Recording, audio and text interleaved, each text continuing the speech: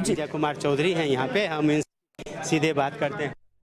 जिले में अब अल्पसंख्यक कैसे विद्यालय बने जा रहे हैं, रहने की, खाने की, कोचिंग की पूरी तालीम? नहीं, वैसे तो हर जिले में हो ही रहा है, लेकिन किशनगंज का तो विशेष महत्व है ना, क्योंकि यहाँ अल्पसंख्यकों की आबादी ज़्यादा है, तो यहाँ तो स्वाभाविक रूप से बहुत ज़्यादा आवश्यकता थी। इसलिए आप देखते हैं कितना शानदार ये एकेडमिक भवन है, मतलब यहाँ पढ़ाई लिखाई का काम होगा, उधर हॉस्टल है, फैकल्टीज़ क्वार्टर्स है, शिक्षक उधर रहेंगे, छात्र छात्राएं उधर रहेंगी।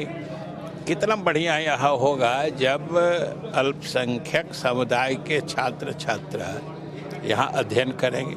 उनके लिए विशेष रूप से रेसिडेंशियल स्कूल बनाया गया है, मतलब उनके खाने पीने, पढ़ाई, पोशाक सबकी चिंता सरकार कर रही है, और हम नहीं समझते हैं कि इससे अधिक कुछ सोचा भी जा सकता है। कहा जा रहा है कि केरल के बाद ये एक तरह से मॉडल स्कूल है, देश के अन्य राज्यों में इस तरह के स्कूल उपलब्ध नहीं हैं।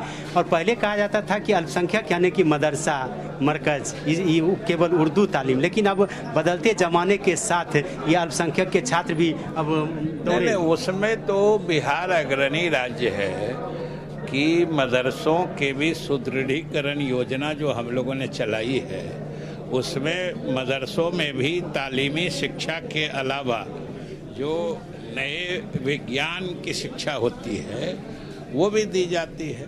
तो आखिर किसी को, छात्र या छात्रा को अभी के माहौल में आगे बढ़ना है तो उसको तालीमी इल्म के अलावा जो विज्ञान है या दूसरे जो फैकल्टीज़ हैं उसमें भी ज्ञान हासिल करना होगा, इसीलिए इस तरह के विद्यालय बनाए गए। मतलब आर्थिक रूप से पिछड़े जो छात्र हैं उन्हें अब संकट का सामना नहीं करना पड़ेगा, क्योंकि उनकी आर्थिक स्थिति ऐसी नहीं थी कि बाहर जाकर के तालीम ले सकें। नहीं, खास तौर से अल्पसंख्यक समाज चूँकि पिछड़ा है, गरीब है, इसलिए किशनगंज में ये पूर्ण रूप से आवासीय अल्पसंख्यक विद्यालय बनाया गया है। सारे छात्र छात्राएं यहाँ हॉस्टल में रहेंगी, उनके खाने पीने की सुविधा, पोशाक की सुविधा, किताबों की सुविधा, और यहाँ देख रहे हैं उनकी पढ़ाई के लिए जो अच्छे अच्छे योग्य शिक्षक होंगे उनकी व्यवस्था सरकार करा रही है। तो इस तरह से ग्रामीण इलाके में भी अल्पसंख्यकों के हितों के लिए इतनी जोरदार योजना की कल्पना भी पूर्व में नहीं की गई थी, जितनी जोरदार योजना आज किशनगंज के धरती पर साकार हो चुकी है। शिक्षा मंत्री के रूप में भी आपने इस तरह के फैसले लिए थे, आज इसको जब मूर्त रूप देख रहे हैं तो आपको खुशी होती होगी? स्वाभाविक रूप से खुशी होगी, और खुशी किसे नहीं होगी।